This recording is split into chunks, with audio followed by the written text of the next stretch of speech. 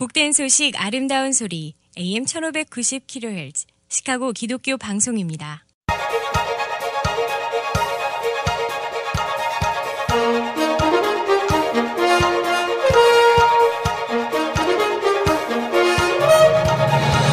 김정일 해설위원의 시사 해설.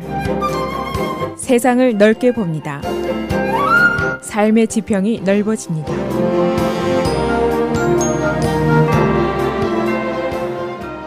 시사 해설입니다. 대법원이 어제 화이트하우스가 요청했던 다카 프로그램 조기 판결을 거부를 했습니다. 다시 말하면 대법원이 드리머들의 법적 신분에 대한 판결에 지금으로서는 우리가 관여하지 않겠다 하는 뜻입니다. 그 이유가 있는데 지금 이미 항소법원에 계류 중인 사건인데 대법원이 이 법적인 처리 순서를 추월하면서까지 판결을 앞당길 이유가 없다고 본다라는 것입니다. 어제 대법원의 결정은 일종의 법원의 처리 과정에 대한 결정이라고 볼 수가 있지만은 실질적이고 법적이고 정치적으로 또 사회적으로 파급 효과를 가져올 수 있는 판결이라고 볼 수가 있습니다. 우선 70만 명의 다카 수혜자들의 법적 신분 보장이 바로 다음 주 월요일부터 중단이 됩니다. 그러나 당분간 이 신분 보장에 대한 재신청 절차 등이 가능해질 수가 있습니다. 또 한 가지, 의회가 이 이민 문제를 지금 예산안 문제하고 함께 처리를 하고 있는데 의회가 3월 23일까지 이 예산안을 처리를 해야 됩니다. 그 전에 이 이민 문제를 신속하게 처리해야 된다는 부담이 커졌다고 볼 수가 있습니다. 이 이민 개혁 작업, 미국이 가지고 있는 난제 중에 난제입니다. 더욱 중요한 것은 이 이슈가 주로 불법 이민자에 대한 처리 같아 보이지만은 사실은 합법 이민과도 관련이 되어 있습니다. 그리고 이 사회에 이민자에 대한 의식, 여기에 큰 영향을 미칠 수 있는 사항입니다. 예를 들어서 반이민 무드의 고조를 가져온다든가 이민 문제에 대한 갈등을 야기한다든가 그래서 우리의 입장이 곤궁해질 수도 있는 그런 사항이라고 볼 수가 있습니다. 그래서 오늘은 어제 대법원의 결정 그 내용은 무엇인지 또 이유는 어떤 것인지 또 실질적이고 정책으로 진행되고 있는 이민 개혁 작업 지금 어디까지 와 있는지 그리고 우리 커뮤니티가 대부분 합법 이민자들로 구성이 되어 있습니다만 어떠한 영향을 받을 수 있는지 이런 문제들을 종합해 보겠습니다. 먼저 어제 대법원의 화이트하우스 요청 거부에 대한 내용을 알기 위해서 그동안 벌어진 일들을 간단히 정리하는 것이 이해에 더욱 쉬울 것입니다. 우선 트럼프 대통령이 지난해 9월에 다카 폐지를 선언했습니다. 오바마 대통령이 소위 Executive Order, 행정명령으로 내린 젊은 불법 이민자들의 보호 조치, 이것을 무효화하겠다는 조치입니다. 그러면서 동시에 의회에 주문을 했는데 3월 5일까지 바로 내주까지 시간을 줄 테니까 그 안에 다카 문제를 그대들이 해결하십시오 하고 주문을 했었습니다. 만일에 의회가 이 문제를 이번 주말까지 해결하지 못하면은 다카 수혜자들 70만 명이 차례로 추방이 될 수 있는 위기에 몰릴 수가 있습니다. 그렇게 되니까 이민 옹호 그룹 그리고 4개 스테이트가 화이트하우스를 제소를 했습니다. 다카는 화이트하우스가 주장하는 대로 위헌적인 대통령의 명령이 아니다, 적법한 것이다 하는 내용의 제소입니다. 이 제소에 대해서 캘리포니아와 뉴욕에 있는 연방법원이 임시 판결을 내렸습니다. 그 내용은 이 다카라는 행정명령을 무효화하는 것을 우리는 거부한다 하는 임시 명령을 내렸습니다. 그 이유는 이 명령이 위헌이다 아니다의 여부를 떠나서 충분한 검토와 조사를 거치지 않았다 하는 이유입니다. 그러면은 이 연방법원의 임시명령에 따라서 다카 수혜가 단기간 연장될 것이라는 주장이 나왔었습니다. 그러나 다른 일부에서는 이 명령에 정부가 다카의 재신청을 접수할 의무까지 명령한 것은 아니다 하는 반론도 나오고 있습니다. 그래서 결론은 지금 다카 수혜자들이 소위 legal limbo, 법적으로 아주 어중간한 입장에 빠져 있다, 이런 결론입니다. 이 연방법원이 화이트하우스에 다카 무효를 일시 정지시키는 명령을 내렸지만은 정부 측이 제소한 다카 무효 제소는 계속 법적 절차를 밟고 있습니다. 그러니까 어제 대법원이 거부한 것은 바로 이 부분입니다. 정식으로 제소 절차가 진행이 되고 있는데 대법원이 이를 추월해서 다른 법적인 심리를 하지 않겠다 하는 의사를 표명한 것입니다. 그러나 이 법적 절차는 아무리 신속히 처리를 한다고 해도 여러 달 걸릴 수 있고 아니면 더 이상 시간이 소요될 수도 있습니다. 동시에 트럼프 대통령이 정한 3월 5일은 금방 지나가게 되어 있습니다. 그래서 화이트하우스 쪽, 제소한 측, 피소된 측, 다카 수혜자들, 의회 모두가 아주 어중간한 입장에 빠지게 되어 있습니다. 이 결과적으로 보면은 이 문제를 궁극적으로 해결할 수 있는 것은 바로 의회뿐입니다. 연방의회가 연방이민법을 만들어 줘야만이 정부가 이것을 시행할 수가 있습니다. 그런데 이제 여기서부터 문제가 더욱 어려워지게 됩니다. 의회 안에서는 상원과 하원의 입장이 서로 다릅니다. 또 보수계와 진보계, 공화당과 민주당의 입장이 모두 다릅니다. 또 여기에 트럼프 대통령의 입장도 다릅니다. 기본적으로 보수계, 공화당, 트럼프 대통령은 반이민 정책을 주장하고 있습니다. 미국의 이민이 너무 많고 경제적인 손실을 가져오고 있고 국경 안보에 지장을 초래한다 등등의 이유를 대고 있습니다. 이에 반해서 진보계라든가 민주당 쪽에서는 다카를 구제하자, 그리고 불법 이민자들을 양성화하자, 그런 주장을 하고 있습니다. 여기 이제 또 트럼프 대통령의 문제가 있습니다. 다카를 구제하는 조건으로 멕시코 장벽을 쌓고 국경 보안을 할 수 있는 돈을 내놔라, 이런 조건부 딜을 또 요구하고 있습니다.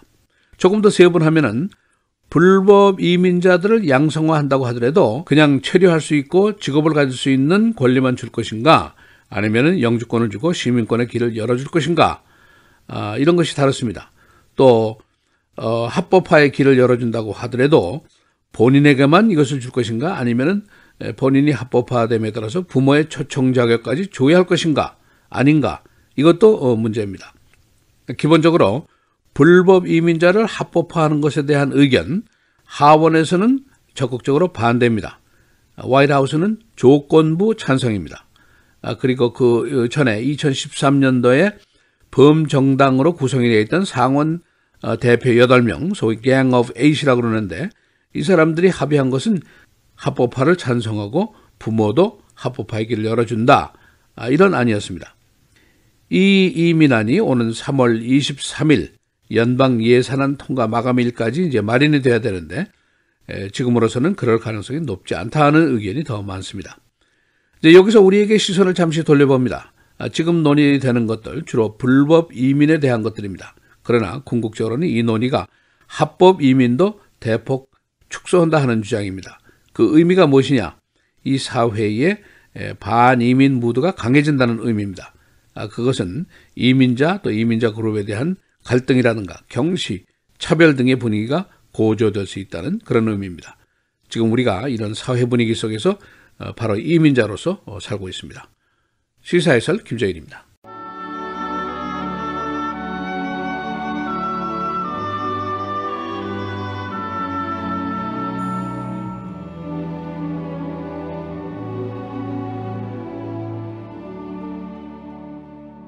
여러 가지 다른 교훈에 이끌리지 말라.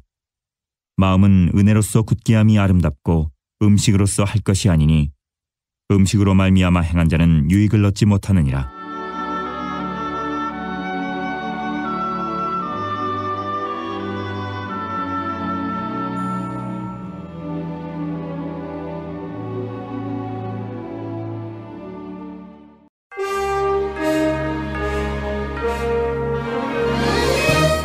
(6월 27일) 화요일 헤드라인 오늘의 주요 뉴스입니다.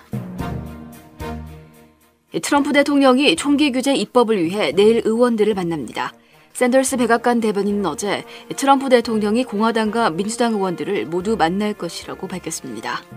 샌더스 대변인은 그러나 총기 소지 가능한 나이를 높이거나 총기 구매자의 신원 확인 강화 등 현재 거론되고 있는 여러 방안들 중에서 어떤 안을 입법화하는 것에 트럼프 대통령이 찬성하는지는 밝히지 않았습니다. 퍼스트 레이디 멜라니아 여사는 어제 플로리다주 파클랜드의 고교 총격 참사 이후 학생들이 총기 폭력 반대 운동에 앞장서는 것을 보고 용기를 얻었다고 밝혔습니다.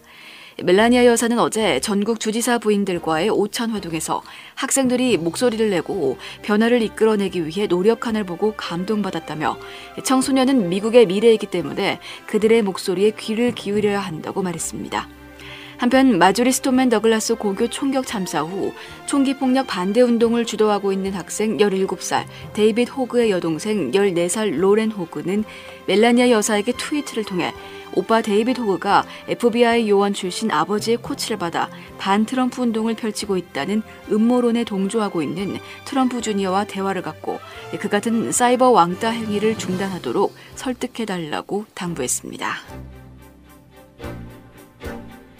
지방법원이 다카 제도에 따라 추방되지 않고 보호받고 있는 사람들의 취업 승인을 절차에 따르지 않고 파기하는 행정부의 조치를 전면 금지시켰습니다.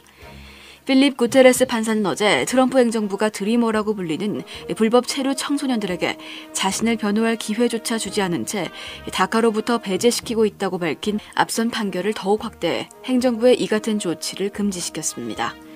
미국 시민자유연맹은 다카 자격을 박탈당했거나 박탈당할 위기에 처한 22명을 대신해 소송을 제기했습니다. 한편 연방대법원은 어제 트럼프 대통령의 다카 폐지 결정에 대해 일시적으로 효력을 중단시킨 연방법원의 결정을 심리해달라는 법무부의 요청을 기각했습니다. 플로리다주 상원규정위원회가 어제 저녁 소총 구입 허용 연령을 현재의 18세에서 21세로 올리고 구입 시 3일간의 대기 기간을 거치는 총기 규제 법안을 9대4로 통과시켰습니다. 플로리다주는 현재 권총 구입에 대해서는 이 같은 규정을 적용하고 있으나 소총 구입은 대기 기간 없이 18세 이상이면 가능했습니다. 이 법안은 또한 폭력적 성향이나 정신질환 증세를 보이고 있는 사람에게는 총기 판매를 거부하거나 소지하고 있는 총기를 압수할 수 있도록 했습니다.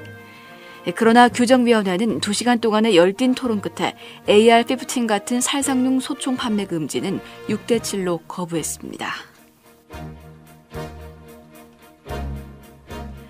트럼프 대통령의 장녀 이반카 트럼프 백악관 선임 고문이 평창 동계올림픽 폐막식 참석을 위해 한국을 방문한 것이 백악관 내 긴장감을 부채질하고 있다고 언론이 보도했습니다. 이반카의 남편인 제러드 쿠시너 백악관 선임 고문의 영구적인 비밀 취급 인가를 놓고 백악관 내에서 적잖게 긴장감이 조성된 상황에서 이반카의 한국 방문까지 더해지면서 피할 수 없는 충돌이 발생하고 있다는 것입니다. 이 복수의 소식통들에 따르면 이반카를 한국으로 보내는 결정을 백악관 내 일부 고위 관리들은 받아들이지 않았던 것으로 알려졌습니다. 오헤어 공항의 대대적인 확장 프로그램의 병행에 다른 주요 이슈들이 등장하고 있습니다.